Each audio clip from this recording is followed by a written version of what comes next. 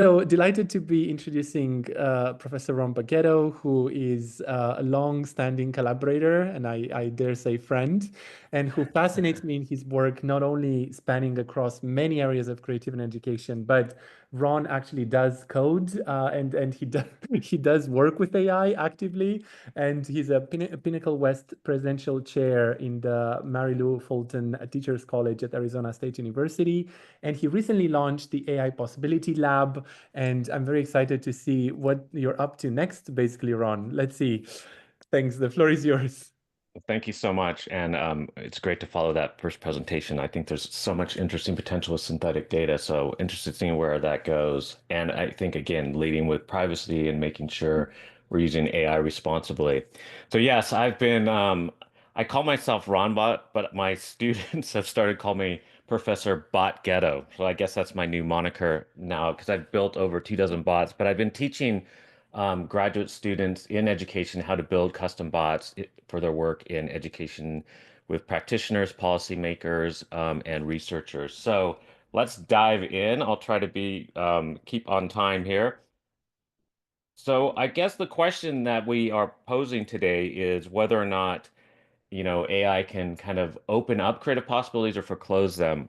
And I remember at one of the possibility studies conferences where I was, Bob Sternberg was talking about his own children and how they were writing poetry and how the poetry was so compelling that they almost felt like, why should I bother writing poetry if it could write so well? And I think that's a real danger as young people and all of us are developing our creative identity that sometimes when you get a really polished product, it might kind of forestall our own creative agency and development. And I think that's important to keep in mind. There is a real thing called automation bias where we kind of hand over our agency to these bots. And as these bots become more agentic, we have to be really careful about what are we going to allow them to do for us instead of with us. And so that's kind of my key assertion always is I still think we should not be using generative AI to be creative for humans, maybe to do some of the tasks that we find onerous or something like that. But even then, we need to be cautious. But how can we be creative with Gen AI? So that's kind of my little um, stump that I always kind of stand on, but I'll jump off that stump now and let's explore one way that we can use these tools. And again, you can visit my website and see the different things. I'm trying to put my newest tools up there. But I think one of the most powerful ways is what I call the micro moments. So I've been looking at micro moments for almost uh, a decade or more. And these are these little moments that occur oftentimes in classroom discussions where a student says something unexpected and we can't know from just that unexpected remark, whether the student's trying to willfully disrupt the classroom, is confused, or actually has something very creative underneath. And the only way to know this is to explore it. But we have so many pressures as educators or college instructors or just humans that we often dismiss these and say, can somebody else help with that idea? Or I don't have time for that. Let's focus on the text or whatever it is that we're doing. And we can dismiss those, and those can have consequences, even though they're micro moments. I really think they are defining moments when we're trying to create a creative learning environment or live a creative life. So an example from an actual lesson is a teacher's asking about odd and even numbers. I use this example all the time. A kid says, I think the number six can be both odd and even. I think a prototypical teacher response that seems legitimate is to say, I think you're confused. Number six can't be odd and even. Can somebody help this student? And it shuts it down.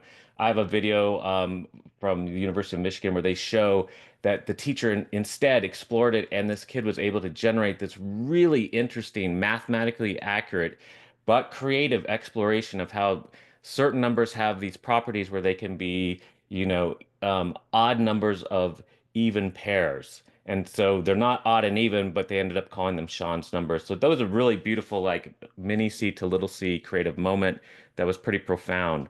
So how can we use bots to do this? So a bot that I've talked about before that I developed early in 2024 is you could take a transcript, put it in there. By the way, you can access it and feel free to do so through this QR code, or you could just go to that URL.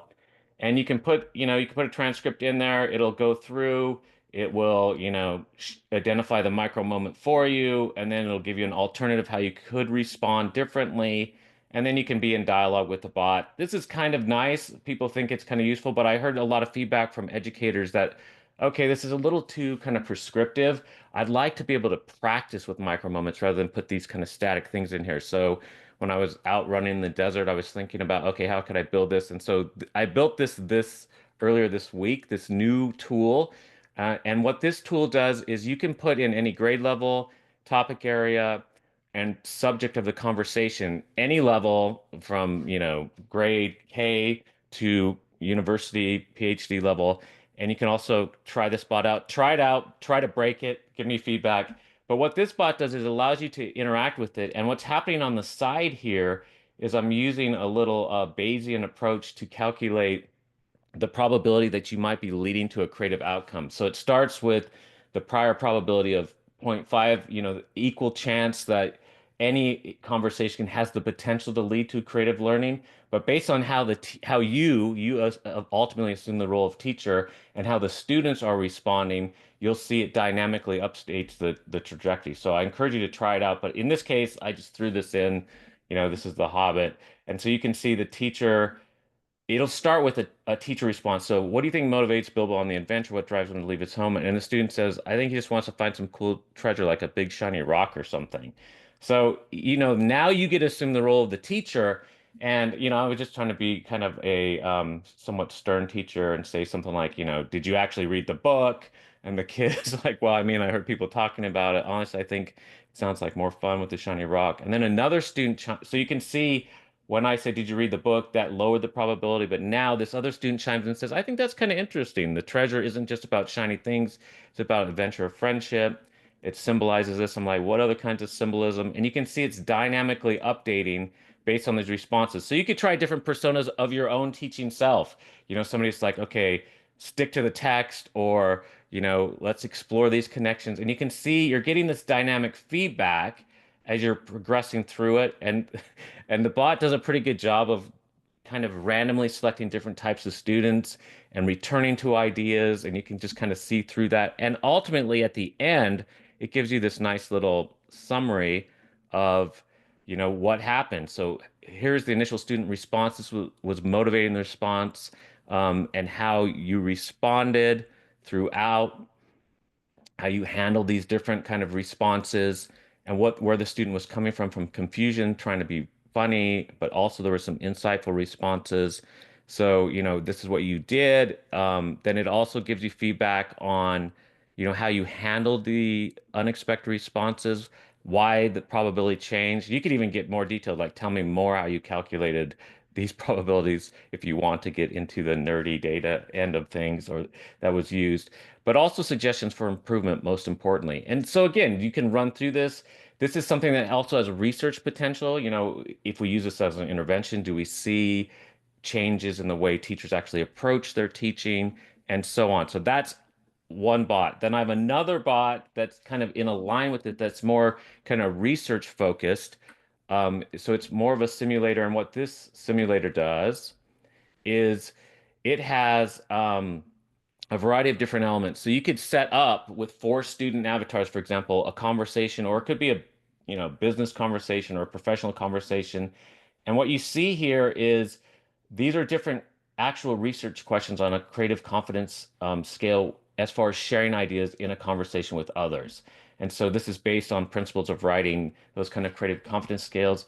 The bot will automatically generate a kind of a random profile, but you could change this. So you could look at things like, some students that might have the same average score, but they vary on items. How does that change their response and change the simulation? You can also update their personas. So it has some stock personas that I just started with, but you can modify those and put in any kind of persona. So you can see the interaction between their creative confidence profile, and you can change those items as well, and their little persona. And then this will run, and what it does is for each round, it will create a little card for each avatar, and then it has a running dialogue. So it gives you where their current confidence, and these get updated based on how the conversation proceeds. They have an internal dialogue, they have a current idea, and then there's a determination of whether they share it based on their confidence, how others are reacting. So you can see some student, only in this first round of the dialogue, only one student shared an idea. The other students had internal dialogues, but they didn't share because, they were They were thinking about, maybe my idea wouldn't be well received at this point. It goes, let me see if I can find where it goes down there. But again, if you want to try this one, I don't have it publicly available yet, but 'cause I'm putting a few more things on it. But you can see it goes through these different rounds. Um, it's continuing to go through the second round here. And then, this one person's still dominating the conversation. Another student chimes in. There's internal dialogues. I think this is interesting, but we're getting caught up in the details, what's actually moving forward.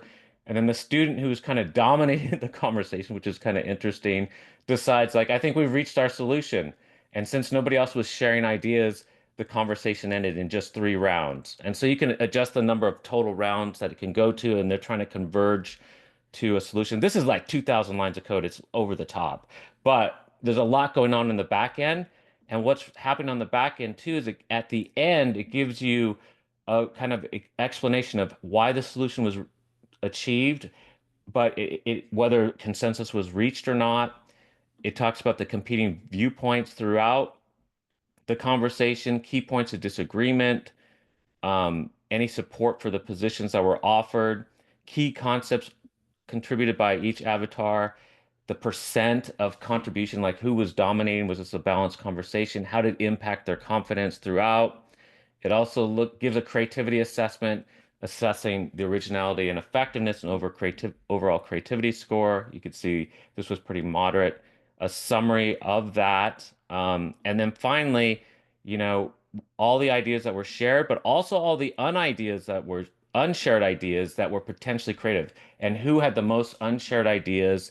And then it assesses ones that could have been promising for leading to kind of creative learning, like, an aspiring video game developer, why it might be promising, how it could have been enhanced, the overall solution, and why it's a missed opportunity for collaboration. So again, this is a way to kind of simulate, test out different possibilities. If you're developing a scale, if you want to look at how different personas and different items on your scale might kind of play out. And then, of course, you would do empirical research with actual humans and see, are you seeing similar patterns? So this is just kind of a thought partner tool that I thought would be kind of fun to play with as a researcher. It might also have pedagogical implications where you can kind of get a sense that, yes, people have these internal dialogues, and they may or may not be sharing based not only on their own creative confidence, but what's happening in the kind of dynamically each round during a classroom conversation.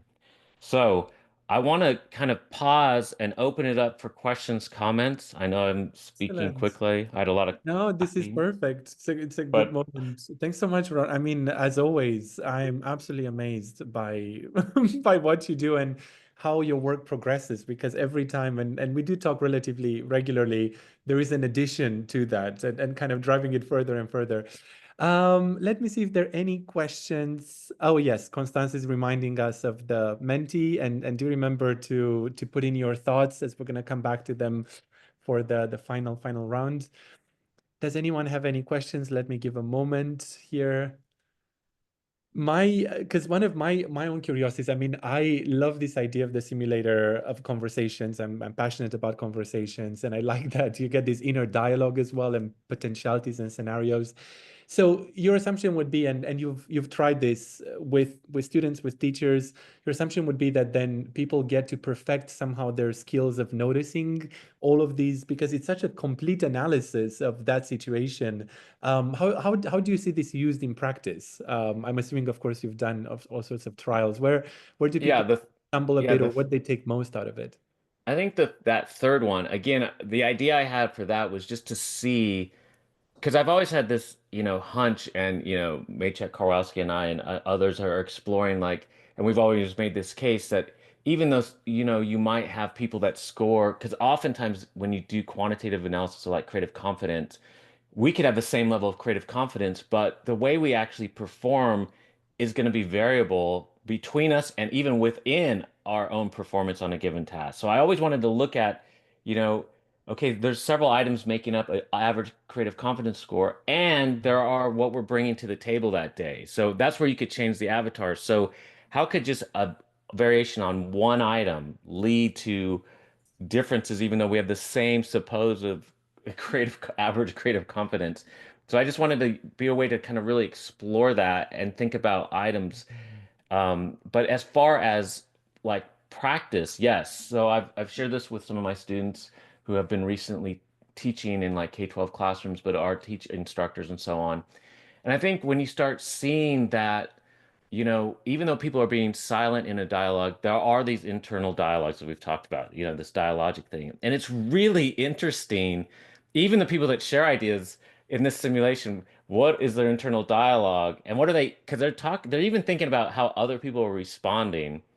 And Right, and I think right. that's such rich, just a rich window and reminder, as you said, into potentialities that, we need to give people time to think. They aren't just being silent. It doesn't mean they're thinking Mhm. about something else necessarily, that there might be something going on. And that's why I added that analysis card of here are ideas that were unshared, but prob may in some cases have been the most interesting or potentially creative idea.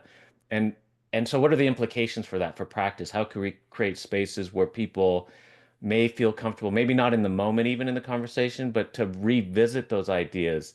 So maybe keep a little ideation log as a Right. teacher and say, if you didn't want to share an idea, but you had one, maybe you can kind of share that anonymously or with the group later, Mm. so it doesn't get lost. And I think that's just an interesting way of kind of thinking about dialogue from both the internal and Right. externally shared ideations and the interlocutors that we all have that we're in dialogue with ourselves and others, past, present, future.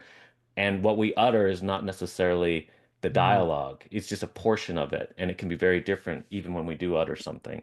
That's a Right. long-winded way of saying, yes, there's a lot of There's a interesting lot of, potential. well, actually a very concrete and final small point, and there will be other questions that if you have any time to look at them in the Q&A, Ron, you can also reply more directly. But one of the attendees asked if this can be done with voice and help unexperienced teachers practice teaching. Do can people talk to or talking to or be listened to by this bot? Yeah, absolutely. So I have been building, of course, using, OpenAI, but there's a lot of kind of open source models, but I have been using some of their more kind of generative models. So like let's do some possibility thinking.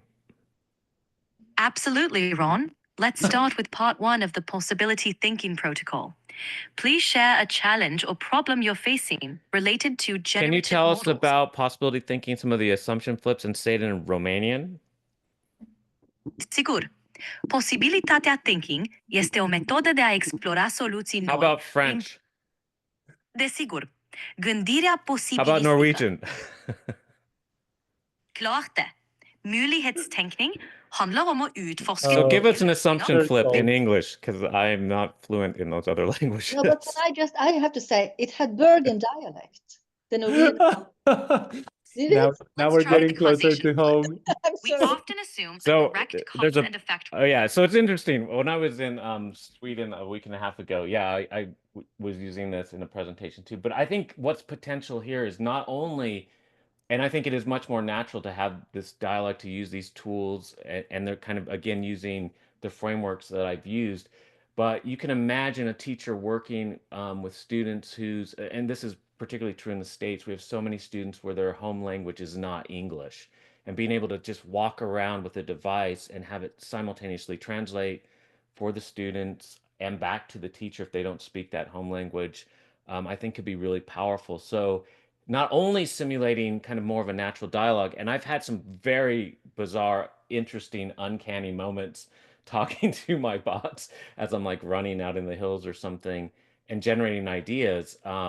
And it's really it is really, I always have to remind myself, okay, you are talking to a bot here. But I think because of Right. the multilingual, multimodality, that yes, it's just Mhm. becoming a very interesting, rapidly advancing world. So again, we have to think about there are dangers, there are pitfalls along the way. How do we Yeah. do this in a principled and structured way so people don't lose their Right. agency and use and work with this instead of have it do it for them?